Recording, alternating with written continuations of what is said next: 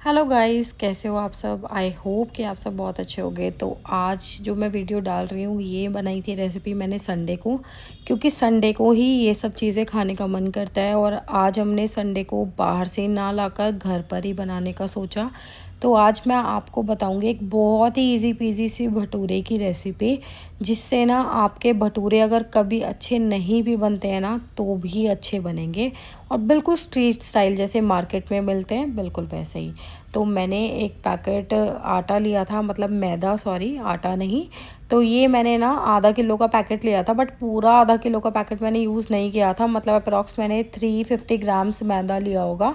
उसके बाद मैंने इसके अंदर 1 चम्मच भरकर डाला है यीस्ट, 1 चम्मच ही नमक डाला है। नमक आप अपने टेस्ट के हिसाब से डाल लीजिएगा, और थोड़ा सा ऑयल। सभी चीज़ों को मिलाकर अब थोड़ा थोड़ा पानी डालकर मैं इसका एक सॉफ्ट सा डो लगा लूँगी, क्योंकि जो भटूरे का आटा होता है ना उसका डो जो है ना वो बिल्कुल सॉफ्ट होना चाहिए। नॉर्मल रोटी के आटे की तरह नहीं हमें उसका हार्ड डो लगाना होता, ना ही पूड़ी के आटे की तरह। इसका बहुत ही हमें फ्लेक्सिबल सा डो लगाना होता है, मतलब लचीला सा, जिससे कि हमारे जो भटूरे हैं ना वो बेलने में ईजी हो जाए। क्योंकि मैदा ना स्ट्रेच होता है, और जैसे ही आप उसको बेलेंगे उसके बाद जब हम उठाते हैं ना तो वो सिकुड़ना स्टार्ट हो जाता है।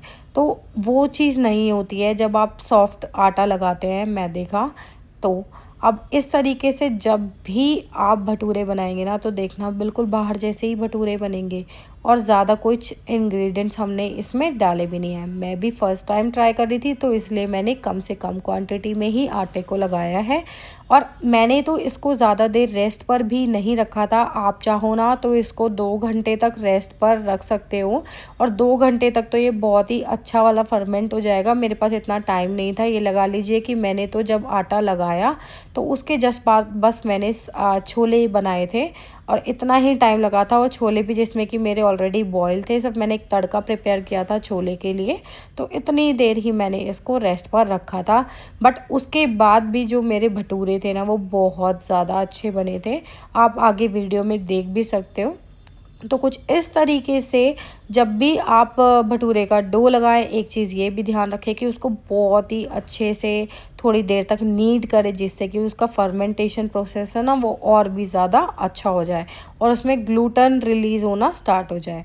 तो अभी आटे का डो हमारा लग चुका था, और ना मैंने छोले तो सुबह ही बॉईल कर दिए थे। तो छोले बॉईल करते टाइम ना ज़्यादा कुछ मैंने उसमें नहीं डाला था, सिर्फ कुछ खड़े मसाले में मैंने उसमें बे लीफ और एक मोटी वाली इलायची डाली थी, दैट्स इट। और नमक डालकर छोले बॉईल होने के लिए रख दिए थे। तो वो 4 से 5 सीटी में हमारे छोले भी ऑलरेडी बॉईल हो चुके थे, आप देख भी सकते हो। और बिल्कुल सॉफ्ट हो जाए, मतलब इजीली मैश हो जाए आपके छोले। इस तरीके से आपको छोले मैश करने हैं, मतलब कि बॉईल करने हैं। आज तो मुझे पता नहीं क्या ही हो गया है, मैं कुछ का कुछ ही बोले जा रही हूँ।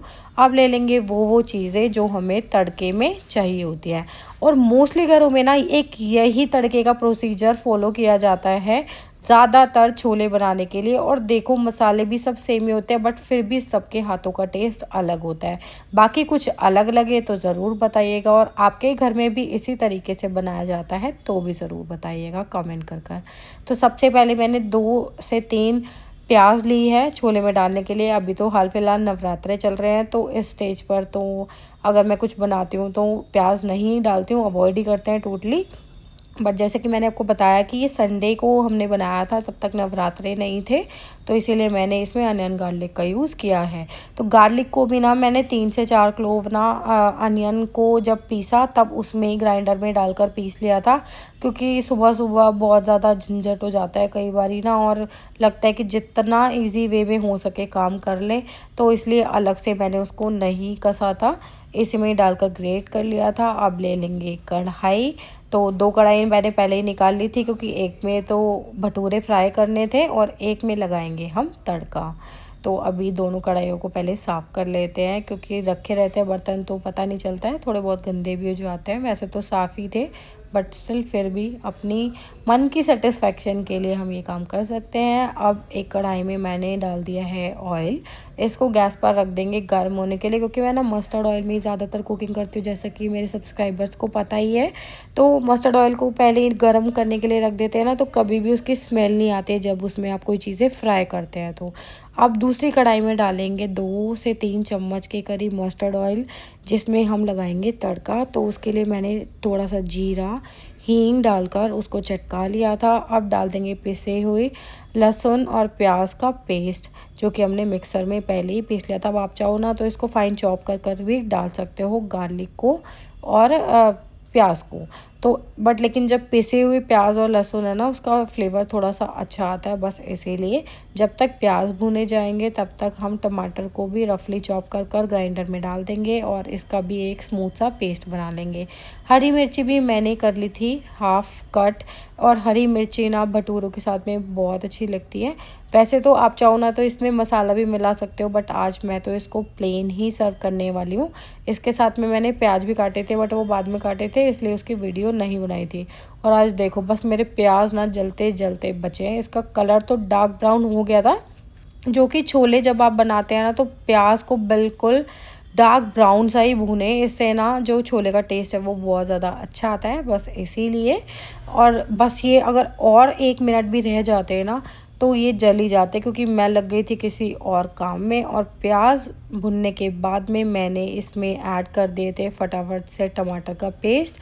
तो अभी इसके अंदर कुछ बेसिक स्पाइसेस भी ऐड कर देंगे। आज मैं छोले मसाला भी इसके अंदर नहीं ऐड करने वाली हूँ, और उसके बिना ही हमारे स्पेशल इंग्रेडिएंट के साथ में बनेंगे हमारे छोले बहुत ही ज़्यादा यमी।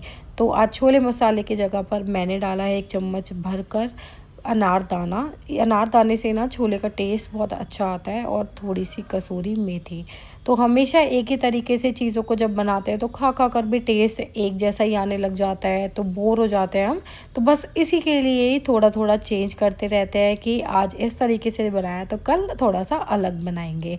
तो मसाले डालने के बाद में छोले को ऑयल सेपरेट तड़के को ऑयल सेपरेट होने तक कुक कर लेना है, और जैसे ही ऑयल सेपरेट हो जाएगा ना तो आप इसके अंदर बॉईल किए हुए छोले को ऐड कर देना।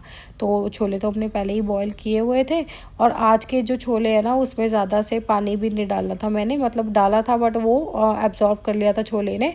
तो एज़ इट इज़ मैं डाल दूँगी, वरना ना जब भी आप छोले का तड़का प्रिपेयर करते हैं तो सिर्फ छोले पहले उस तड़के में डालकर उसको 5 मिनट के लिए ज़रूर कुक करा करिए। इससे ना छोले का टेस्ट ना बहुत अच्छा आता है, और वो मसाले उस पर अच्छे से कोट हो जाते हैं।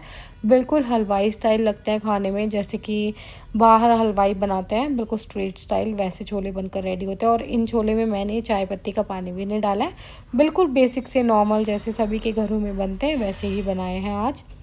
अब आप चाहो तो इसमें अनियन और गार्लिक को स्किप कर बिल्कुल सेम प्रोसीजर से इसी तरीके से बना सकते हूँ। मैंने 5 मिनट के बाद जब अच्छे से थोड़े से कुक हो गए थे छोले और तड़का हमारा अच्छे से मिक्स हो गया था, उसके बाद ऐड किया था थोड़ा सा पानी। तो पानी आप अपनी कंसिस्टेंसी के हिसाब से डाल सकते हैं। स्टेज पर मैंने चख कर देख लिया था कि नमक मिर्ची सब ठीक है ना, तो मुझे तो सब ठीक लग रहा था। अब इसको ट्रांसफ़र कर देंगे दूसरी वाली गैस पर, क्योंकि बनाने थे मुझे इस गैस पर भटूरे। जैसे कि मैंने आपको बताया कि मैंने छोले जब तड़का लगाया ना तो बस इतनी देर ही रेस्ट पर रखा था, और आप देखिएगा कि हमारे भटूरे कितने अच्छे बनेंगे। तो सबसे पहले तो ना इस डो को हम डिवाइड कर लेंगे छोटे छोटे बॉल्स में, जिससे कि हमारे भटूरे हैं ना जो इवन शेप में बने, मतलब इवन साइज़ के बने। तो कुछ इसी तरीके से जैसे बाहर स्ट्रीट में जो भैया होते हैं वो भी इसी तरीके से भटूरे का जो डो है ना वो निकालते हैं, तो मैंने भी उसी तरीके से छोटे छोटे बॉल्स बना लिए थे उसके। और बस इसी तरीके से ही हम आज बनाएंगे भटूरे, बट वो तो हाथ से बना लेते हैं, हम बनाएंगे बेलन से, क्योंकि घर पर तो हम इतने परफेक्ट नहीं होते हैं बनाने में। तो बिल्कुल उसी तरीके का बट लेकिन टेस्ट और टेक्सचर आने वाला है। तो कुछ इस तरीके से मैंने उसके बॉल्स को पहले बना लिया था। अब इवन साइज़ की आपको दिख भी रही होंगी, इसको कवर कर कर रख देंगे, जिससे कि ना जो बॉल्स है ना वो और भी ज़्यादा फर्मेंट हो जाती हैं। और जब तक एक बार एक नज़र छोले पर भी मार लेते हैं। इसमें अच्छा सा बॉयल आ चुका है, मतलब हमारे छोले जो है ना स्टेज पर बिल्कुल कुक हो चुके हैं, खाने के लिए रेडी हैं। अब इसमें जो एक्स्ट्रा स्पाइसेस मतलब जो खड़े मसाले हमने ऐड किए थे वो आप इस स्टेज पर सेपरेट कर सकते हो। बाकी हमारे छोले बनकर हैं रेडी। अब बना लेते हैं अपने भटूरे। तो भटूरे आप किसी भी शेप में अपने पसंद से बना सकते हो। तो मैंने एक भटूरा पहले फ्राई कर देखने के लिए ना थोड़ा सा लंबा बनाने की कोशिश करी थी।